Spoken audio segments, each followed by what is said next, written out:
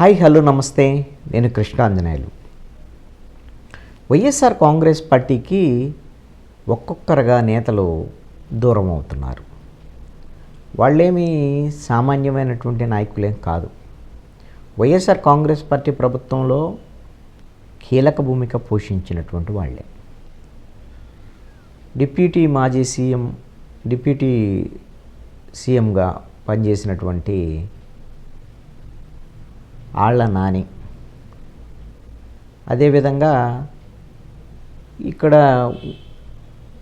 Ponnuru MLA, Guntur ఎంపీగా పోటీ చేసినటువంటి కిలార్ రోసయ్య, గుంటూరు 2 మాజీ ఎమ్మెల్యే మద్దాలగిరి, ఈ విధంగా ధర్మాన ప్రసాదరావు వాళ్ళ కుటుంబీకుల వైపు నుంచి దూరం అయిపోతున్నారని,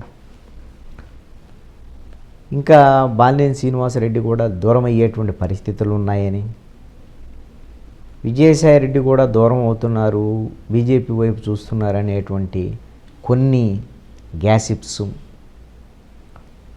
గతంలో మంత్రులుగా పనిచేసినటువంటి వాళ్ళు, వైఎస్ఆర్ కాంగ్రెస్ పార్టీలో చాలా యాక్టివ్గా ఉన్నటువంటి వాళ్ళు ప్రభుత్వం ఉన్నప్పుడు, ఇప్పుడు వాళ్ళు కనపడటం లేదు.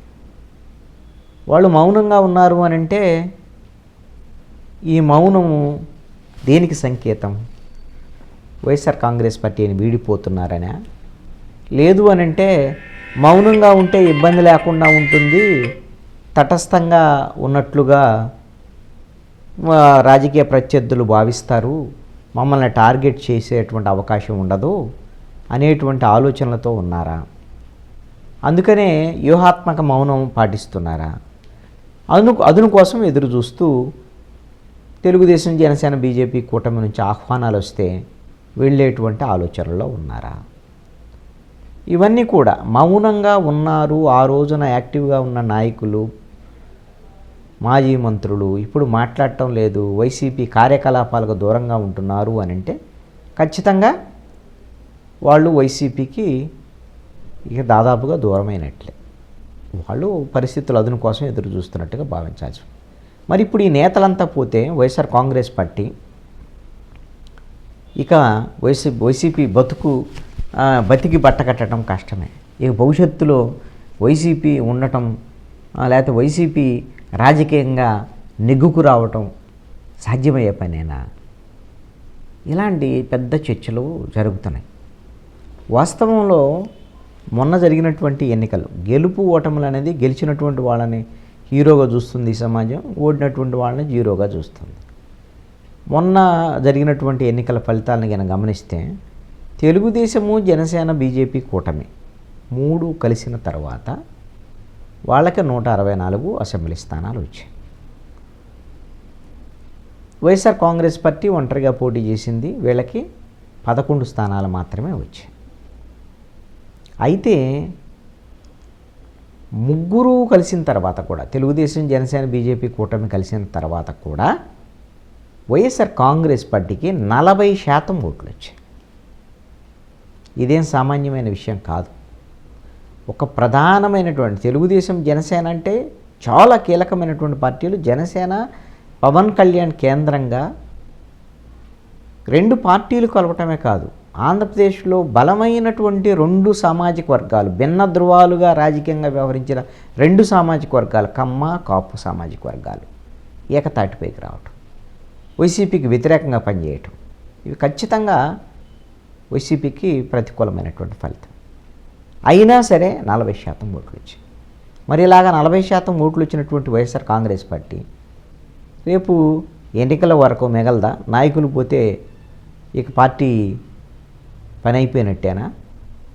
ఈ విధమైనటువంటి చర్చ కొంత వైఎస్ఆర్ కాంగ్రెస్ పార్టీ వాళ్ళలో కొంత భయం ఉంటే ఉండొచ్చేమో.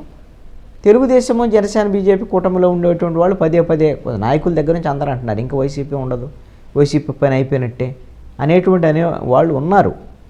కానీ వాస్తవంలో మనం ఒకసారి గమనిస్తే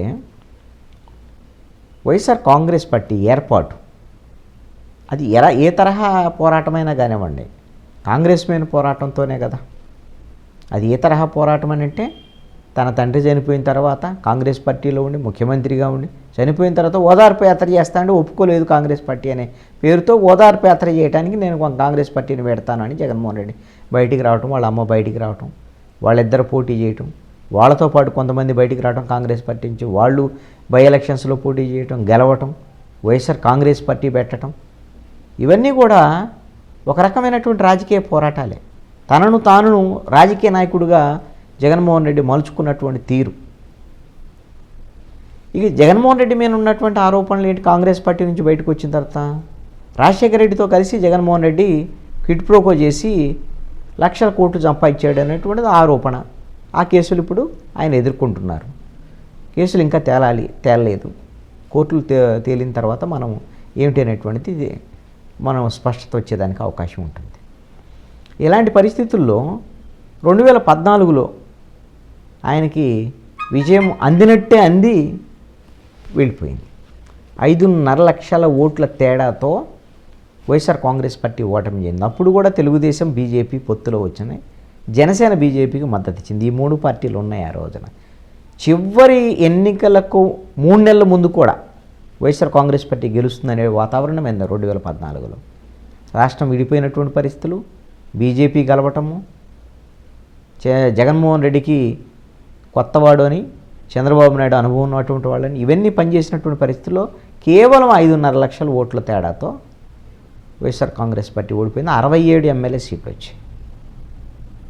అప్పుడు కూడా 67 మందిలో 23 మంది ఎమ్మెల్యేలని తెలుగుదేశం పార్టీ తీసుకుంది. వాళ్ళలో కొంతమంది మంత్రులను కూడా చేసింది.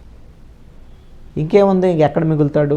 కేసులు, వ్యవహారం ఇవన్నీ ఉన్నాయి. కేసులు అవన్నీ కూడా విచారణ జరుగుతూనే ఉన్నాయి. 2019 వచ్చేసరికి ఏమైంది? జగన్మోహన్ రెడ్డి ప్రజల్లోకి వెళ్ళాడు. నన్ను అసెంబ్లీలో కూడా మాట్లాడనివ్వట్లేదు, మా ఎమ్మెల్యేలందరినీ తీసుకున్నాడు, ఎంపీలని తీసుకున్నారు, మా గొంతు నొక్కేస్తున్నారు అని ప్రజల్లోకి వెళ్ళాడు. పాదయాత్ర చేశాడు. ఏమైంది? ప్రజలు జగన్మోహన్ రెడ్డి యొక్క హామీలను నమ్మారు. నేను ఉన్నాను, నేను విన్నాను అని అంటే నిజమే కదా అని జగన్మోహన్ రెడ్డి వైపు మొగ్గు చూపారు ప్రజలందరూ కూడా.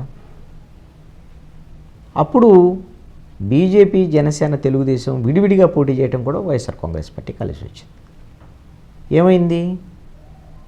151 స్థానాలు, రికార్డు స్థాయి మెజారిటీ, 22 ఎంపీ స్థానాలు వైఎస్ఆర్ కాంగ్రెస్ పార్టీ. ఇది ఒక చరిత్ర.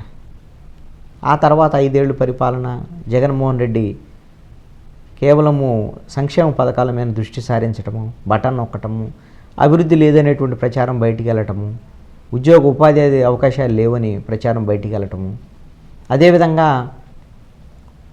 ఇక్కడ వ్యాపారాలు చేసేటువంటి వాళ్ళందరినీ కూడా బెదిరించి పంపించేస్తున్నారని ప్రచారం రావటము, ఇవన్నీ కూడా నెగిటివ్ ప్రచారాలు. వాస్తవాలు కూడా దాంట్లో ఉన్నాయి. ఒక కాన్సన్ట్రేషన్ మొత్తం బటన్ నొక్కే దాని మీద ఉంది, కానీ జగన్మోహన్ రెడ్డికి వేరేది లేదు.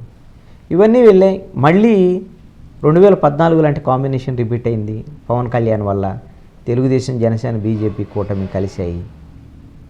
జగన్మోహన్ రెడ్డి ఘోరమైనటువంటి వాడు. ఇప్పుడు జగన్మోహన్ రెడ్డికి ముందున్నటువంటి ఇప్పుడు అసలు నాయకులు ఇక జగన్మోహన్ రెడ్డిని చూశారు, ప్రభుత్వంలో ఉన్నప్పుడు పట్టించుకోలేదు, మమ్మల్ని నిర్లక్ష్యం చేశాడు 5 ఏళ్ళు. కాబట్టి జగన్మోహన్ రెడ్డితో ఉండటం వేస్ట్ అనేటువంటి దాని మీద వెళ్ళిపోయేటువంటి వాళ్ళు వెళ్ళిపోతారు. మరి ఇప్పుడు అసలు భవిష్యత్తు ఏంటి వైఎస్ఆర్ కాంగ్రెస్ పార్టీ? ఈ నాయకులు పోతే మరి ఇప్పుడు ఓడిపోయినటువంటి జగన్మోహన్ రెడ్డి వైఎస్ఆర్ కాంగ్రెస్ పార్టీని కాపాడుకోగలడా లేదా అనేటువంటి అంశం. ఒక్క అంశాన్ని గమనించండి. మీరు గమనిస్తే 2014లో అధికారంలోకి వచ్చినటువంటి తెలంగాణలో అప్పుడు టీఆర్ఎస్,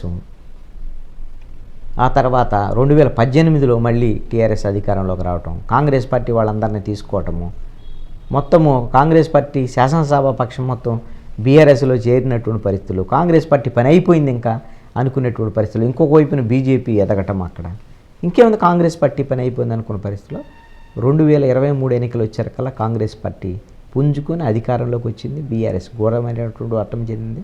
మొన్న జరిగినట్టు 2024 పార్లమెంట్ ఎన్నికల్లో అయితే తెలంగాణలో బీఆర్ఎస్కు 0 వచ్చినాయి. అటు 8 స్థానాలు బీజేపీకి వచ్చినాయి, 8 స్థానాలు కాంగ్రెస్కి వచ్చినాయి. కాంగ్రెస్ ప్రభుత్వంలోకి వచ్చింది. లోక్సభ ఎన్నికలు వచ్చేసరికల్లా 6 నెలలు తిరిగేసరికల్లా బీఆర్ఎస్ లోక్సభ ఎన్నికల్లో 0కు పడిపోయింది. అంటే కాంగ్రెస్ పార్టీని మింగేద్దామని అనుకున్నటువంటి చేసినటువంటి బీఆర్ఎస్ ప్రయత్నాలు ఏమైనాయి? అందుకని ఇంకేముంది పని అయిపోయింది కదా అని మింగేద్దాం కాంగ్రెస్ పార్టీ అని అంటే 2 ఎన్నికల్లో ఫేస్ చేసింది కదా కాంగ్రెస్ పార్టీ. 2 ఎన్నికల్లో ఘోరమైనటువంటి ఓటమి చవి చూసింది. అయినా మిగిలి 3 ఎన్నికలు వచ్చేసరికల్లా గెలిచింది కదా. అదేవిధంగా మీరు తెలంగాణ మన పక్కనే ఉన్నటువంటి తమిళనాడు కింద చూస్తే జయలలిత మీన అసెంబ్లీలో ఆవిడ చీరలాగటం, వేధింపులు, కక్ష సాధింపులు, దీంతో జనము వ్యతిరేకించినటువంటి పరిస్థితి, కరుణానిధిని ఘోరంగా ఓడించినటువంటి పరిస్థితి. ఆయన సింగిల్ డిజిట్కి పడిపోయాడు. కరుణానిధిని జయలలిత పంచలాగటం, అసెంబ్లీలో అదే రకంగా అవమానించడం. మరి తర్వాత వీళ్ళు జయలలిత సింగిల్ డిజిట్కి పడిపోయినట్టు ఈ విధమైనటువంటి రాజకీయాలు. అంటే ఒక సింగిల్ డిజిట్కి పడిపోయినంత మాత్రాన ఇంకా మళ్ళీ వాళ్ళు తిరిగి రారు అనేటువంటిది. అది కూడా ప్రాంతీయ పార్టీలకు సంబంధించినటువంటి విషయంలో. ఆంధ్రప్రదేశ్లో ప్రాంతీయ పార్టీలు 2 ఉన్నాయి, తెలుగుదేశము, అదేవిధంగా ఇక్కడ వైఎస్ఆర్ కాంగ్రెస్ పార్టీ. జనసేన ఇప్పుడిప్పుడు ఎదుగుతున్నటువంటి పార్టీ. మొన్న మంచి స్ట్రైకింగ్ రేటుతో 21 ఎమ్మెల్యేలు, 22 ఎంపీ స్థానాలు గెలుచుకున్నాం.